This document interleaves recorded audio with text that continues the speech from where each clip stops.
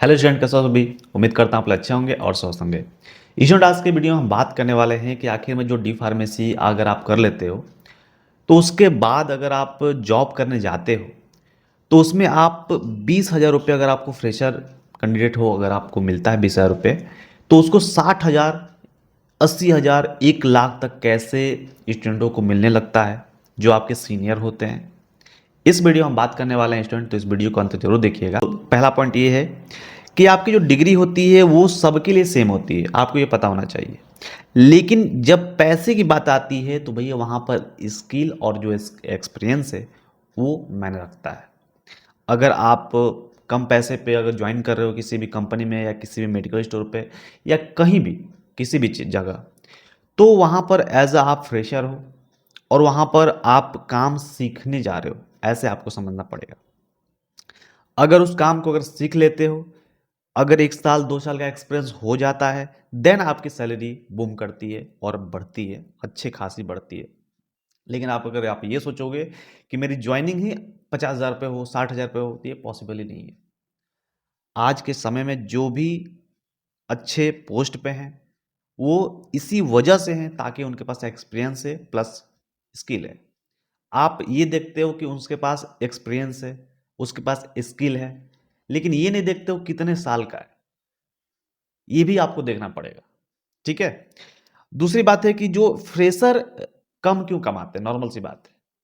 वो इसी वजह से कमाते हैं स्टूडेंट, ताकि आप लोग समझिए। क्योंकि जितने भी स्टूडेंट हैं हमारे आसपास के किसी फील्ड में, है ना, बात करते हैं हम डी फार्मेसी का पॉइंट है, डी फार्मेसी में बात करेंगे। वो क्या करते हैं, वो सोचते हैं कि हमारे फ्रेशर ही हमारे 25-60 हज़ार से कम स्टार्ट हो। तो ऐसी बात नहीं है। आपको प्रैक्टिकली सोचना पड़ेगा, प्रैक्टिकल नॉलेज आपके पास होना चाहिए। देन आपके पास 2 से 3 साल का एक्सपीरियंस भी होना चाहिए। देन आपको कोई कंपनी हायर करेगी और अच्छा खासा आपको पैकेज देगी। ठीक है। देखिए, सबसे बड़ी बात यह है कि अगर आप फ्रेशर पे ज्वाइन करना करते हो तो वहाँ पर एक सबसे बड़ी चीज़ आती है, सबसे बड़ी पॉइंट आती है, गलती आती वो ये होती है कि आपके पास कम्युनिकेशन स्किल नहीं होती है। कम्युनिकेशन स्किल सबसे ज़्यादा जीरो होती है, लो होती है आपकी।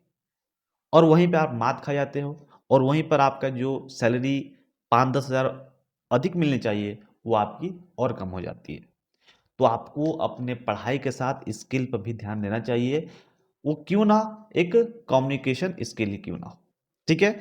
नेक्स्ट पर बात करते हैं कि जो सीनियर होते हैं वो पैसा इसलिए कमाते हैं ताकि उनके पास 5 से 10 सालों का एक्सपीरियंस होता है। ये आपको पता होना चाहिए।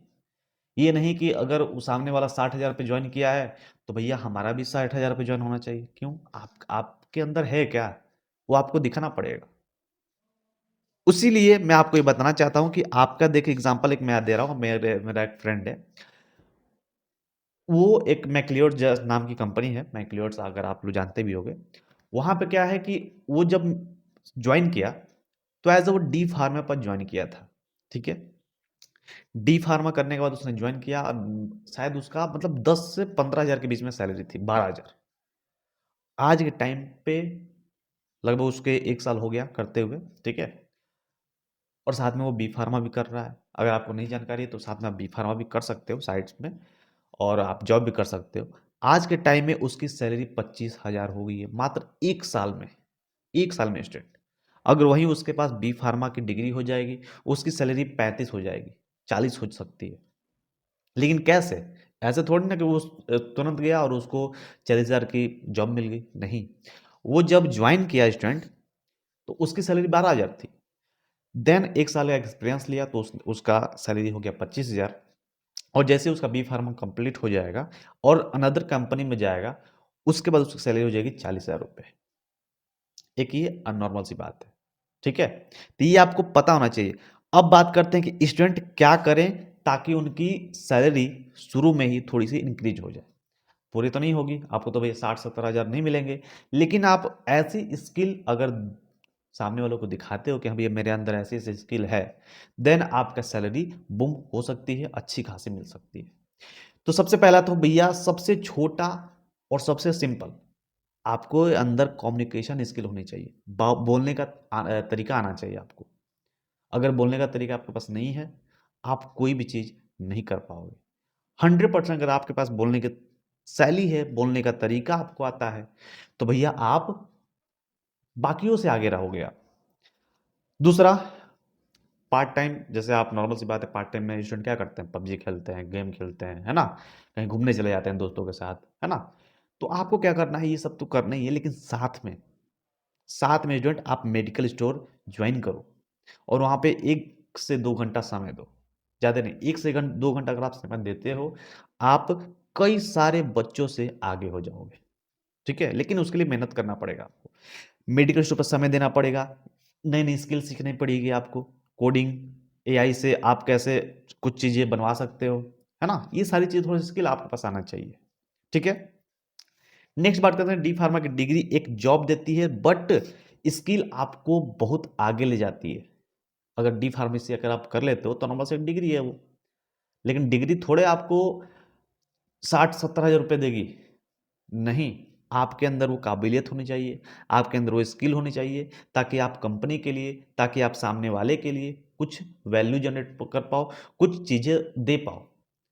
अगर कोई मेडिकल, देखिए सिंपल सी मैं बात बता रहा हूँ, अगर आपसे कंपनी को 1 लाख का प्रॉफिट हो रहा है, तभी वो आपको 20 हज़ार या 30 हज़ार रुपये देगी, ये फैक्ट है। अगर आपसे उसका, कंपनी का अगर 50 हज़ार लॉस हो जा रहा है, तो भैया आपको अगले दिन ही वो फायर कर देगी, निकाल देगी। अगर जब तक आपसे फायदा हो रहा है, नॉर्मल सी बात है, आपसे फायदा होगा तभी आपको कोई काम देगा और तभी आप सर्वाइव कर पाओगे, ठीक है। नेक्स्ट बात करते हैं, कंफ्यूजन कंफ्यूजन मत रखिएगा। काफ़ी सारे स्टूडेंट को मैंने देखा है कि वो कंफ्यूज रहते हैं।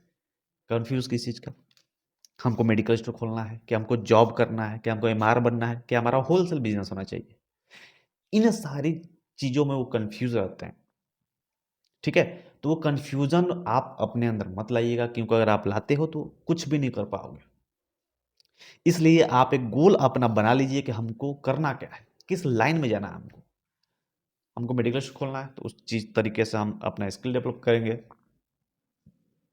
उस तरीके से हम हॉस्पिटल ज्वाइन करके अपना प्रैक्टिस करेंगे। आपको डी फार्मेसी के बाद 3 महीने का ट्रेनिंग दिया जाता है, ठीक है।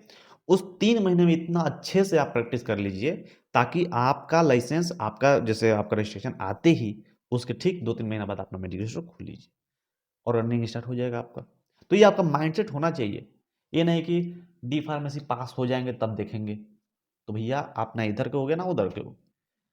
इसलिए जो भी काम करिए, एक गोल बनाकर करिए, अगर गोल आपके पास नहीं है तो भैया आप कुछ नहीं कर पाओगे, ठीक है। चलिए स्टूडेंट, आज के वीडियो में इतना ही, उम्मीद करता हूँ कि वीडियो आपको अच्छी लगी होगी, और ऐसी वीडियो मैं आपके लिए बनाता रहूँगा, अगर आप सपोर्ट दिखाओगे तो ही मैं वीडियो बना पाता हूँ, ठीक है। चलिए, और नॉर्मल सी बात है, अगर आपको काउंसलिंग करना है, कोई भी चीज़ आपको डाउट दे रही है, तो नीचे डिस्क्रिप्शन में लिंक दिया गया है, वहाँ पे आप मेरे से बात भी कर सकते हो। और अगर अगर आपको डी फार्मेसी फर्स्ट ईयर, फिर डी फार्मेसी सेकेंड ईयर के नोट्स चाहिए, जबकि एग्जाम पास में आ रहा है, उसके लिए भी आप डिस्क्रिप्शन लिंक दिया गया है, वहाँ पर भी जाकर आप उसे बाई कर सकते हो, आपके मेल पे सारी पीडीएफ चली जाएगी ऑटोमेटिक से। तो चलिए मिलते हैं आपसे अगले वीडियो में, तब तक अपना ख्याल रखिए। जय हिंद, जय भारत।